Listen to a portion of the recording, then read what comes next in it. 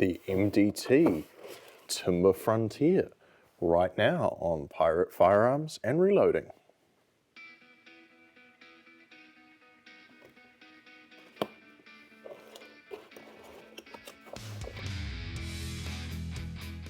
Hey folks, welcome back to the channel. Thanks for joining us. If you're new here, thanks for visiting and stopping by. So I've got a little order in from MDT. I've been waiting quite some time for this, and I've been much anticipating this one here. So this is their new Timber Frontier. So it's a laminate stock with a chassis backbone inside it. So it's kind of the best of both worlds. I've had a couple of traditional laminate stocks over the years. I sort of liked them, but they didn't really do a lot for me. I think this one might change my opinion. So now I have to confess I have opened this box in the past. So normally the stock or chassis, when I get that to fold, normally it will come in a plastic bag. So what you get is a beautiful chassis. Now they're two different colors. So this is their forest color, if you like. They do another color, I believe it's called Shadow, which instead of having green natural black, they just do black and like a bleached, not quite white, almost like sort of light gray color. So you've got the two options. I chose this just because it stands out. It looks fantastic. So let's get it out and I'll show you what's going on. So what you get is this beautiful stock. I mean, the attention to detail is just amazing. I'm so over the moon with this. So when you look from the top, you can obviously see all the individual layers. So MDT's done a full rundown on this particular chassis and how it came together. So every individual layer of wood here in the laminate, the grain goes in a different direction. What that ultimately means is one layer or ply of this laminate might want to bend left. The next layer that's glued on top of it wants to bend up. The next one wants to bend left, right, down. You get the picture. So they're all wanting to go in different directions. So when you laminate them all together, they become insanely strong and insanely rigid. And you've still got that sort of dampened feeling of shooting a wooden stock rifle. There's something quite different between shooting a full aluminium chassis and then shooting something with wood. Aluminium tends to reverberate a little bit like a tuning fork, and some people don't like the recoil impulse. I personally don't care, but there's something nice about picking up a wood stock from just the way it feels in your hand. So, as you'd expect from MDT, you get a full series of adjustments here in the buttstock. So you have the screw here, which if we back this out, allows you to slide your butt pad up and down, and it comes with a nice, let me get that locked back up before it runs away. It comes with a nice soft rubber recoil pad, which we all enjoy. It gives you good grip into your shoulder, and they haven't skimped on the recoil pad in terms of its height either, so you're going to get a nice firm position behind this. You have another locking stud here, which once you back out, you can then turn this thumb wheel here and adjust your length of pull. It's a nice fine thread, so you get nice accurate adjustment out of it. And when you've found the position you like, obviously you're going to do that guy back up again. Same here again for the cheek riser. So give that a good spin,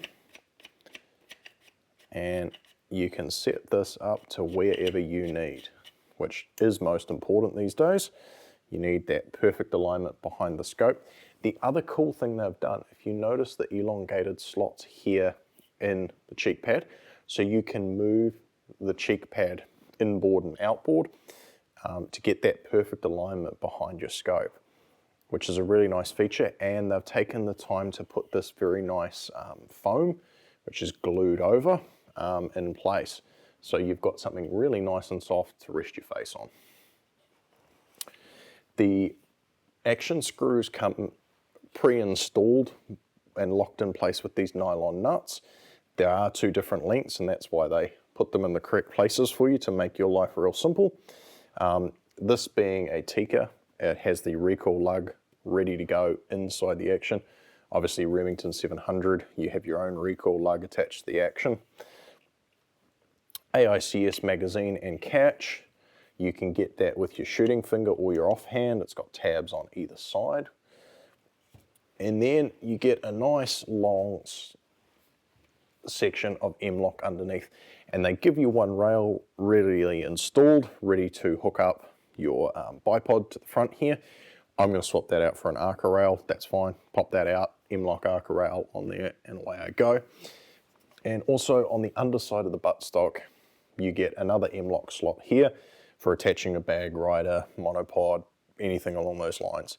The one thing this rifle does not come with, and it's not a huge inconvenience, it's not hard to attach them, particularly being a wooden stock, is any form of sling studs or flush cups. I don't intend to sling this rifle up and carry it anywhere, so I'm personally not worried. MDT is modular driven technologies. Everything, as per usual, is modular. So straight out of the box, you get this slightly angled grip, beautiful rubber over molding, get a nice purchase on there, plenty of room to ride your thumb up onto the heel of the action area. And then of course they give you a vertical grip as well. So I'm going to go ahead and put the vertical on. I do prefer that vertical grip. So the grips come in 2 parts. You get the back and the front actual grip area itself. You're going to need a 1/8 bit to do this. And once we take this off, you're going to get an understanding of how they've built this chassis too. So I just did that, but most importantly, all these screws do have washers on them.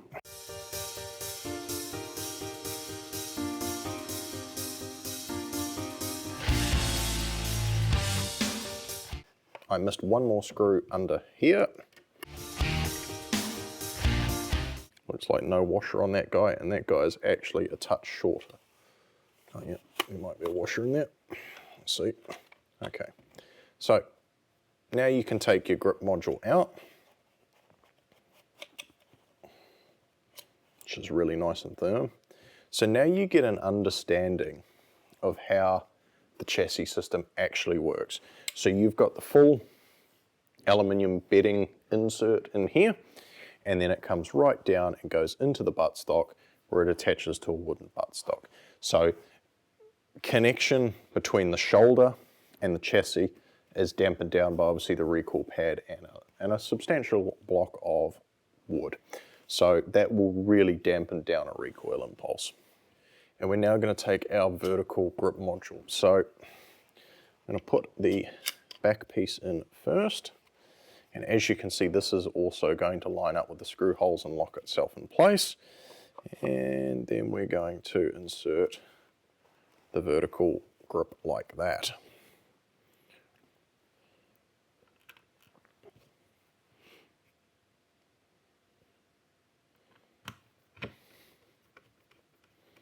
Now, MDT does not specify a torque spec for these.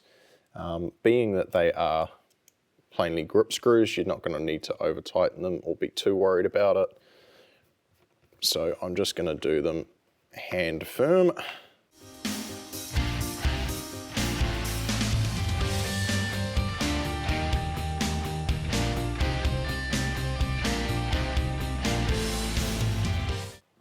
And just as simple as that, we've now changed out the grip module to give you that nice vertical position over your trigger. I really do like that. That is remarkably comfortable in the hand. So now the only thing left to do is to drop the barreled action in. Being a Tikka, this will be metric, and they look like either a 5 or a 4.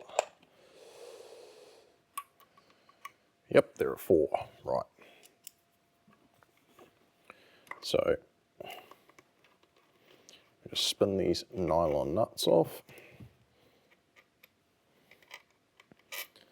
So, don't lose the washer once again. So I'll put that guy on the front.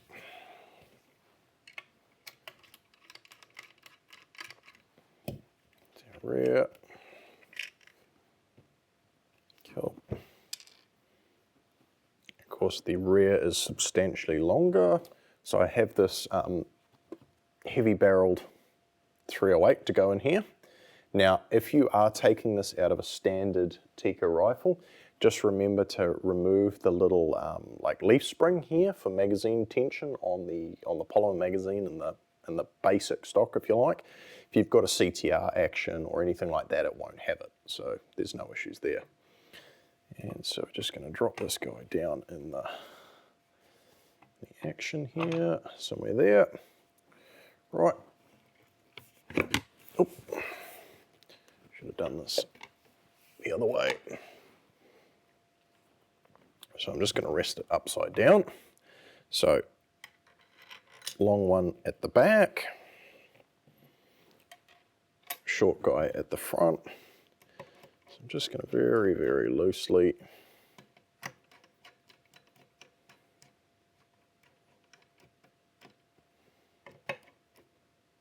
right. So now what we're going to do is we're going to put gravity on our side and we're going to seat it in behind the recoil lug. And I'm just going to finger tighten this guy up, just like that. Okay, so now it's in the chassis and seated against the recoil lug. So I'll lay it back down so you guys can see what I'm doing. They recommend 60 to 65 inch-pounds, so we're going to go for 65. I am going to use a T-way wrench sideways, 65 inch-pounds, so reasonable amount of torque. So they recommend torquing the front action screw first and then the rear one while constantly applying pressure. So we're going to go ahead and do that.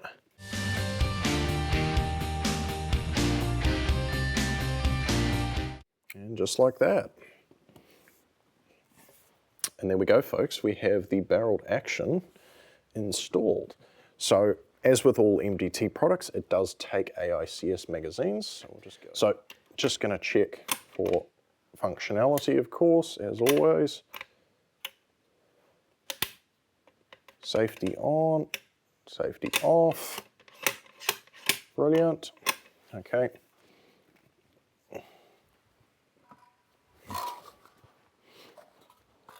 And of course, I've got my favorite 10 round AICS magazine.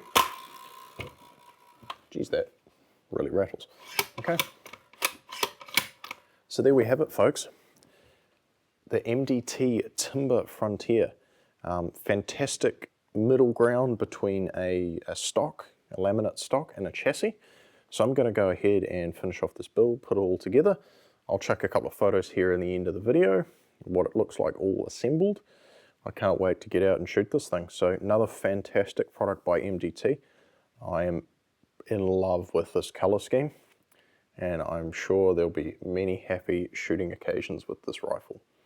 So folks, if you're not subscribed, please consider doing so. It does help the channel. Most of you are not subscribed.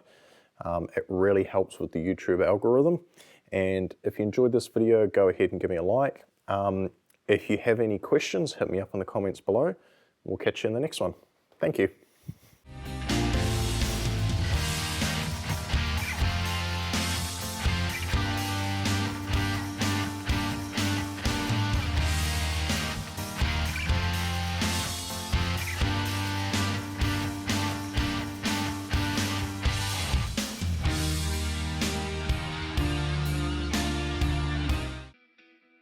Thanks for watching. Don't forget to like this video and subscribe so you don't miss out on anything. And if you found this video helpful, please share it with your friends. If you have any questions, hit me up in the comments below. Catch you next time.